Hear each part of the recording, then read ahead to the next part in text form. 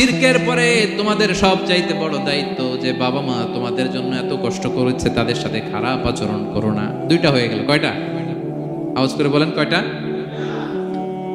3 নম্বরে সাইয়েদনা লোকমান আলাইহিস সালাম ছেলেকে বললেন, ইয়া বুনাইয়া ইন্নাহা ইন তাকু মিসকালা হাববাতিন মিন খারদালিন ফাতাকুম ফি সখরাতিন আও ফিস সামাওয়াতি আও ফিল আরদি ইয়াতি বিহাল্লাহ